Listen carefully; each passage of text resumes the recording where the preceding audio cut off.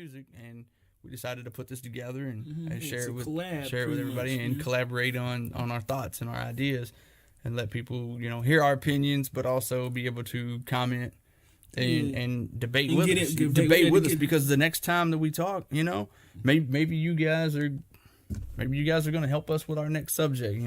We can just feed off the people. I'm feeling that. Name the first rap song that you remember ever hearing in your entire life.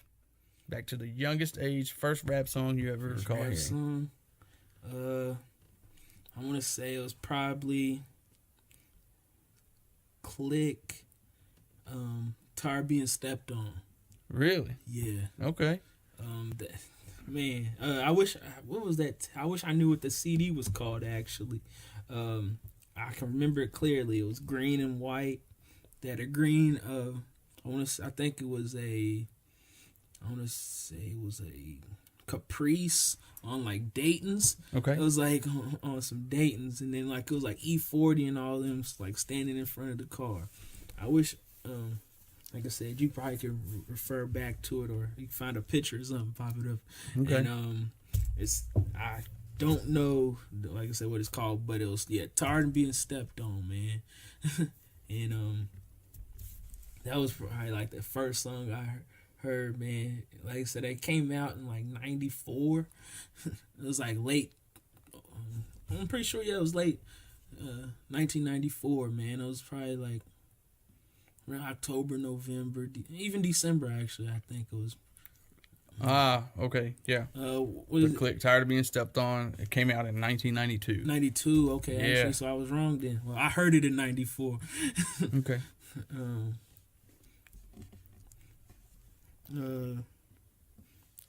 What was the tape called? I mean, the CD called. The CD, the album name. 92. The album was Down and Dirty. Down and Dirty. What was yours, man? Like I said, it was Warren G. Regulators. It was my first. I actually didn't know the intro to that. The Regulators. We regulate any stealing of our property, and we damn good too. Yeah. That was actually sampled.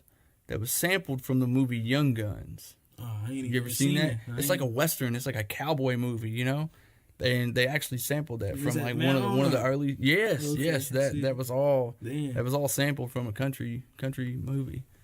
So it was pretty wild. I found that out later on. Damn, I was introduced to that movie, and it was interesting. Which brings me to the subject of samples. Like I love when a song samples an old song. It doesn't have to be movie clips or whatever, but an actual song. If it samples a song and they did a good job, they did it justice to bring it into a new style beat. I like sampled music. Some of the greatest hits obviously come from sampled songs. Almost everything that you hear is sampled from something. I mean, that's the foundation of hip hop is all the samplings that we've done to make the music that we have. But I really like when a song that I'm familiar with from another genre gets dragged into this culture and used for rap beats. I really like when that happens. So I don't know how you feel about that. I don't know how deep you feel musically about hip hop and the origins. Yeah. Or if you're more geared towards the rap element, which I mean, obviously I'm geared towards the rap element. That's what I feel a lot of. But the music matters. The music matters when it matters. But then again, I could sit back and listen to Talib Kweli spit raps without a beat for hours and be completely content. But a song with a good sample is awesome too. And honestly, man, I'm like I said, I'm engaged and love the hip hop too, man. It's just you gotta pay respect where it's due, man. I feel like you were giving me the eye, the whole Ace Hood eye, man. Yeah, I felt that. No, we ain't even gonna touch upon it's that. okay, man.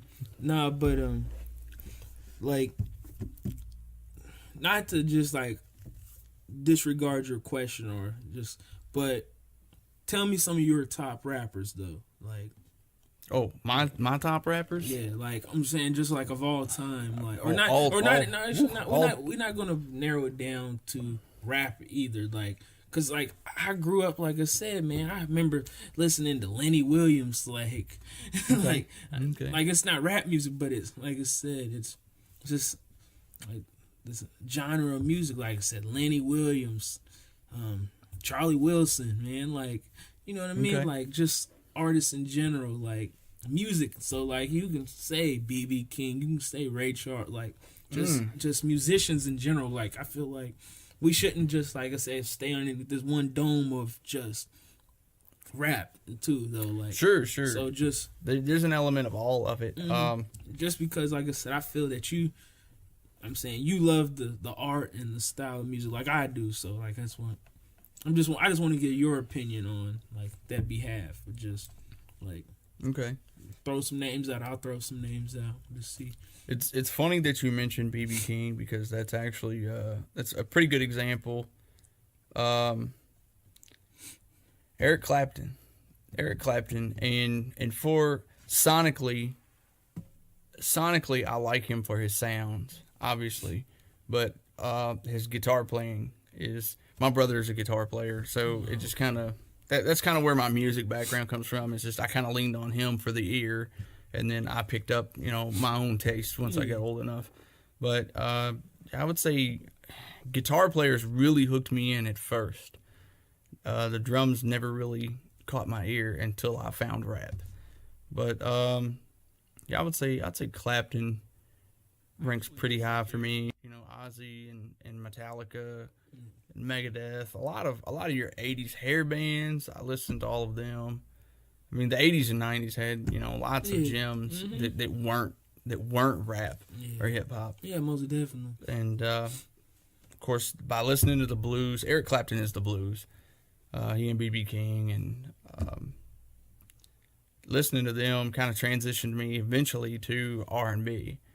And R&B was a natural fit for me because it was kind of like that threshold in between the rap and the blues. It was kind of like it towed that line of this is something different. I mean, obviously R&B was around a long time before I ever found it in my life, but that was what R&B was for me. It was just kind of a patch in between. It really helped transition because there were beats and music that I was hearing that was more up tempo and more modern than a lot of the blues stuff that you hear that's just played on guitars, and that enabled me to transition to listening to more artists.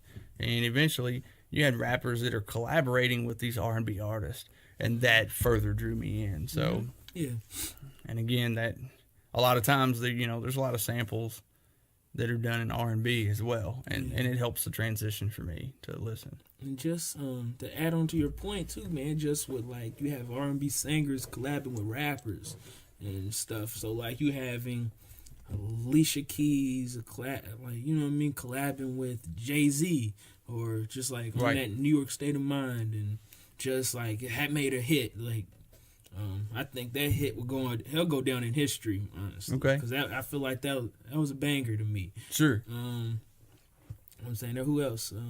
There's other, like I said, Missy Elliott. Yeah. I've got Missy on my wall right there at the top.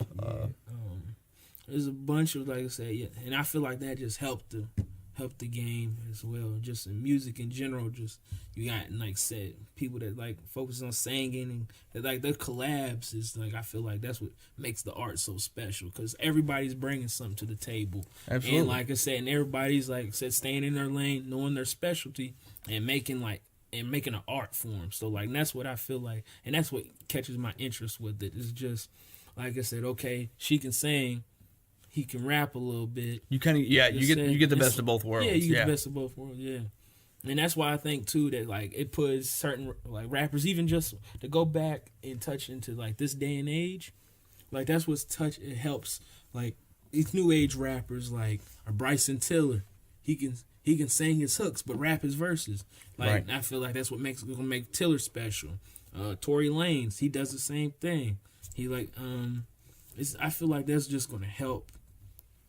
And like it helps them now, and I feel like, and they definitely, I feel like, probably use, like I said, those collabs, like that art form, just like I say, how that was created and made good music. and that's probably helps them with their career as well. It's just Absolutely.